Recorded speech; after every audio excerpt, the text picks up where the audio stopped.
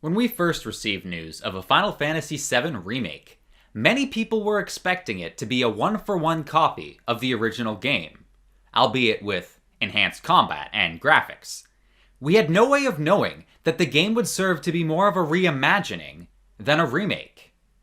And while this has proven to be a bit controversial amongst the fanbase, I think we can all agree that Part 2 will not be an exact remake of the original. It can't be. With all the changes we received, like Big surviving, the addition of Roche, the early inclusion of Sephiroth, the Whispers, Wedge's adventures, just to name a few, we know that Part 2 is going to be different. The question is, just how different? Today on Kayfie's Corner, I thought we could look at one major change that seems to have impacted a major plot point.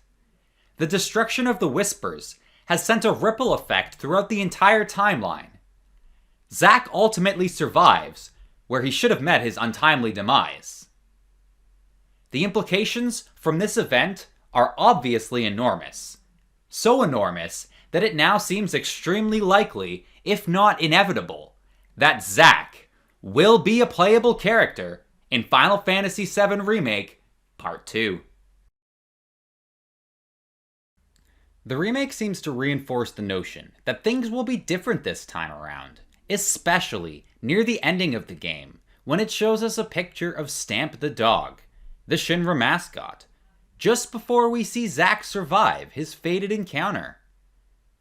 Interestingly enough, this Stamp the dog is different from the one we've seen and followed as an avalanche signal earlier in the game. In fact, it's quite different. It's not even the same breed of dog.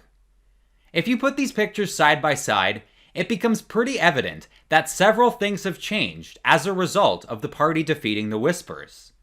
Especially since the same scene shows Zack alive and well.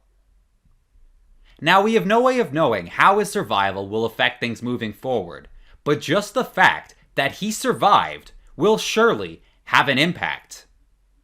And along with many others, I theorize that his impact will eventually lead to him becoming a playable character.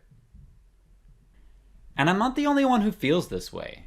In a poll I posted on my channel, I asked people whether or not they could see Zack as a playable character in Part 2, and around 66% of people seem to believe that it's a strong possibility, if not an inevitability.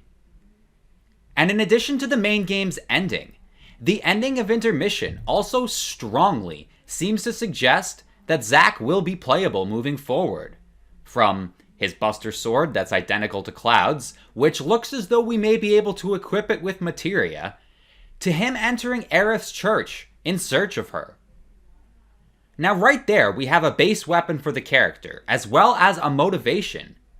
In my opinion, the only question that remains is, how do you differentiate the fighting styles between both Cloud and Zack?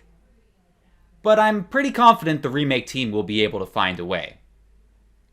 Rotating between two parties does sound like an interesting proposition though, and it would certainly make for new and interesting ways to play in the world of FF7. I'm curious as to your thoughts regarding all this. Will Zack be a playable character in Part 2 of the remake? And what else has changed as a result of the party defeating the Whispers in the ending? Just leave your thoughts and theories in the comment section below. And don't forget to hit like or subscribe, maybe share, if you've enjoyed this or any of my other videos. But even more importantly than that, have yourself a fantastic day. May your heart be your guiding key. And happy gaming!